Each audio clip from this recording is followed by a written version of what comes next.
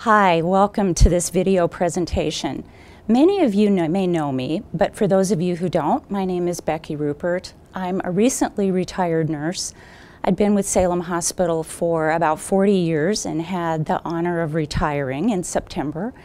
And just recently, the staff of the Spiritual Care Office kindly and graciously took me in. They've been very welcoming and patient, and I'm very pleased to be part of their team, and I'm learning so much from them. So a special shout out and thanks to the staff and volunteers of the Spiritual Care Office. As you may also know, when COVID first hit, I started doing articles for the Daily Dose, and it was my privilege to do those. And my goal was to provide help and support for our staff in all the great work that they do under tremendous challenges.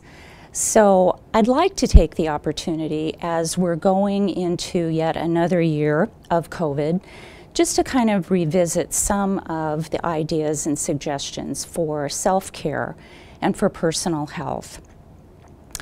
In my rounds on the various units, including the ER, ICU, CCU, neurotrauma, all of the areas, oncology, psychiatric medicine, and labor and delivery, what I've found in discussing your unit's needs with your leadership has been absolutely unwavering support for you from your leaders.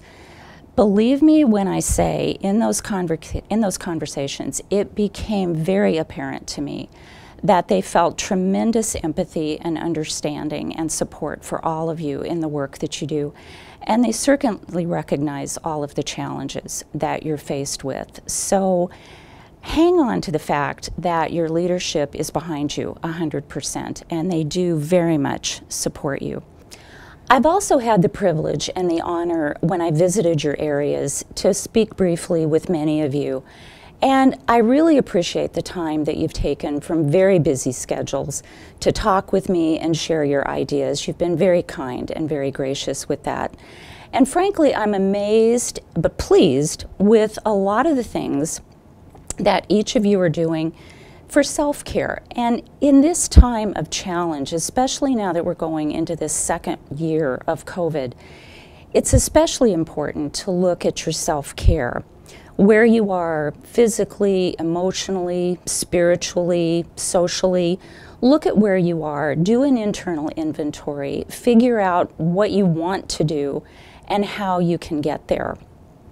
So sharing some of your ideas have been absolutely amazing, and I would so encourage you to share those ideas with people on your units, to share those ideas with other people in your area, because if you're struggling, chances are very, very good that a lot of people are going to be struggling. And as we're entering the dawn of a new year, 2022, it's a wonderful time to look at where you are and where you want to be. Developing goals, and goals can give you some guidance. The trick with goals is they need to be meaningful for you. They don't need to be meaningful for me. They need to be meaningful for you because you're the one who's going to implement them and you're the one who's going to make them succeed. They need to be meaningful and they need to be attainable. If you take on too many goals at one time, sadly, you're probably not going to achieve any of them. And sadly, too, you may end up feeling like a failure. So I encourage you to take on one goal, master it, and then move on to your next goal. Interventions and goals don't need to be grand or glorious. They can actually be pretty simple, and probably the more simple they are, the easier they are to attain. Perhaps you haven't visited your primary care in a while. Maybe you've been putting off those needed screening exams like mammograms, colonoscopies, bone density scans, all of those things that can make your life better and can really find things that are easily fixable. So reaching out to your primary care, reviewing your diet and making some changes based on what your particular needs are and what you want to accomplish. Starting an exercise program, perhaps maybe taking the stairs instead of taking the elevator. They can be very, very simple. Spiritually, maybe starting a meditation program. The Spiritual Care Office offers wonderful meditation sessions. Easily found. I think they're listed on the website for spiritual care. Also just calling the Spiritual Care Office and asking about the meditation sessions. And that phone number is easy. It's 15562. So give them a call, find out what's available for you. It can mean a world of benefit to you. Symbols can also be a very important element for us as we look for strength and fortitude in our lives. And I dare say many of us have those symbols. Perhaps we've forgotten about them throughout time. But they are there if you look for them. Great examples are, if you're a Christian, perhaps a crucifix is a source of strength for you. Or if you're Jewish, a Star of David can be of tremendous support and fortitude. Many religions, in fact, probably all religions in this world, have some sort of a symbol that gives their followers a particular sense of strength and comfort. So don't be afraid to reach out to those. Another really good example of a symbol that is a personal one for me, I had a wonderful woman in my ancestry, and she had a little ruby ring that she wore. Now, this woman was a pioneer of her time. She was an advocate for people who really had no voice. She had no problem in reaching out to the more marginalized people in our society. She was a very strong, motivated woman. She was fearless in what she did. So her ring passed down to me. And when I'm feeling self-doubt, or I'm feeling a little weak, or perhaps not as courageous as I should be, I'll wear her ring. And every time I wear it and look at it, it's almost like it's my superpower. Because I think of her and I think of all the work that she did, and really being such a fearless woman back in the 20s and the 30s when women were perhaps not always heard. So that little symbolism means a great deal to me, and I can't tell you how really comforting it is for me to wear that ring and feel her presence in my life. Stepping away from your stressors for even 5 minutes can be a huge relief. It can really allow you to recover and regenerate and revive in what you're doing. The goal of finding a successful stress management program, like we've said, is to find a technique that's going to work well for you, and perhaps incorporate things that you may not have really thought about in the past. But ultimately, we want to find a new pathway. We want to develop strategies that work for us. There is a particularly good book that a friend of mine gave me for Christmas. It's called Life is Messy. It's an easy read. It's written by Matthew Kelly. Now, Matthew Kelly is a Christian writer, but for those of you who might feel a bit turned off by that, remember that finding stress management techniques involve looking at all of the things that are available to you. And in our culture that we have, it's a wonderful culture of diversity and equity and inclusion, and that should include religion as part of that. And so reaching out and looking at different religions and the elements of religion, perhaps even learning about something that you didn't know in a particular religion, can be a huge source of strength and fortitude. But there is one little passage, bear with me here. I'd like to share this with you. It's short, so bear with me.